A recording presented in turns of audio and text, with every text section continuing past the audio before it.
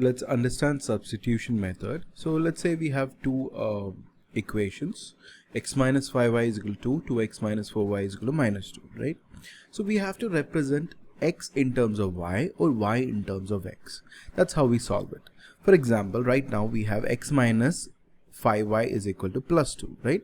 And we have 2x minus 4y is equal to minus 2. So what do? We write one in terms of the other. So I can write the first equation as x is equal to 5y plus 2, right? I can write x is equal to 5y plus 2. What happened? I took the minus 5y to the other side. It becomes plus 5y. Now substitute, that is put this x value in the other equation. So we have here, this x is there. We'll put 5y plus 2. Then what happens? When I do that, everything will be in terms of y, right? So if everything is in terms of y, 2 times the whole 5y plus 2 minus 4y is equal to minus 2. So now open the bracket, 2 into 5 is 10y, 2 into 2, 4. So 10y plus 4 minus 4y is equal to minus 2. This is what we get. Now what happens? 10y minus 4y is 6y. 4 goes to the other side, it will become minus 4, so it will become minus 6.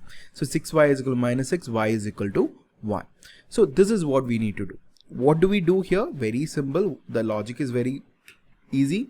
That is, write one variable in terms of the other. Then substitute that in the other equation. Correct? So we got y. Now again substitution. We'll put y in the other equation, right? So we have x is equal to 5y plus 2, right? X is equal to 5y plus 2. Over there, put the y value. Y value is minus 1. So x is equal to 5 into minus 1 plus 2. So x is equal to minus 5 plus 2, which is minus 3. So what are your values? X is, here x will become minus 3 and y will become minus 1. Very simple, right? So this is substitution method. You can also write it in terms of y. So when do we use substitution? When substituting the variable becomes easy. How is it easy here? The idea is because it is easy because there is no coefficient of x. If there is coefficient of x, what would happen? Let's say it was 2x minus 5y. Okay. So if I'm substituting in terms of x, what would happen? Let's see. So this will become 2 plus 5y by 2 because that 2x now, that 2 will come in the denominator. So 2 plus 5y by 2 and that is what you get. So you'll have to substitute this here. In the next equation, you'll have to substitute the same, right? So you'll have to substitute here in this x, you'll have to substitute 2 plus 5y by 2 the whole. Then 2 will cancel. That it happens, okay? So which 2 will cancel? I'll give you the substituted form. So 2 times x. What is x? X is 2 plus 5y plus 2 minus 4y, okay? Is equal to minus 2.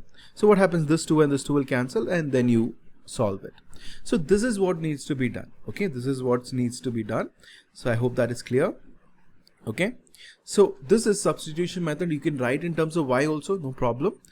Okay, all right. So let's try out the next question. The next is elimination method. This is substitution. We'll do more questions on this. So please look into the exercise and try to understand how this is done for various questions. So let's look into elimination. So in elimination method, we have two equations here. 3x plus 4y is equal to 5, 2x plus 3y is equal to 7. So what is the idea of elimination? We try to eliminate that variable. Get rid of that variable. How do we do that? We try to make the coefficient same, then we can add and subtract. So if I subtract the same like terms with the same coefficient, it'll cancel out, okay? So that is the idea here. So we have 3x plus 4y is equal to 5. Is there anything same? Here we have 3, here we have 2, here we have 4, here we have 3, right? So none of these are same, correct? So none of these are same. So what do we do? Very simple. The idea is we will multiply the first equation with 2, multiply the second equation with 3. Okay. Here I multiply with minus 3. I'll tell you why. Suppose if I multiply with minus 3, it will become minus 6x minus 9y minus 21, right? And multiply the first equation with 2, I'll get 6x plus 8y is equal to 10. Okay. You can also multiply with just 3. Okay. Then what do? We subtract both the equations. So this is the first equation. This is the second equation. What did I do? I did 1 plus 2. What happens with 1 plus 2? This minus 6x and 6x will cancel because it is multiplied with minus 3. If I had multiplied with just 3, what would happen? If I had multiplied with just plus 3, I'll have to do 1 minus 3. So what happens? No, not 1 minus 3, 1 minus 2. First equation minus second equation. Why did I do that? Why did I multiply with minus 3? So I know if I add them, it'll get cancelled out, correct? Or if you're multiplying with just 3, you'll have to subtract, okay? So the idea is cancelling out the variable, right? That term. Okay, so we have minus 6x and 6x, so we add them, so it'll get cancelled out. We have 8y minus 9y minus y is equal to 10 minus 21, so it'll become minus 11. So we're adding here. Why? Because the signs are different, it'll get cancelled. Same value with the same signs we need to subtract, same value with different signs we add. That is how we cancel, right? Okay. So minus y is equal to minus 11, y is equal to 11. So substitute back y is equal to 11 in any one of the equation, you'll get the value of x. So x is equal to minus 13. So that's how you do it. Okay. So let's look into more questions.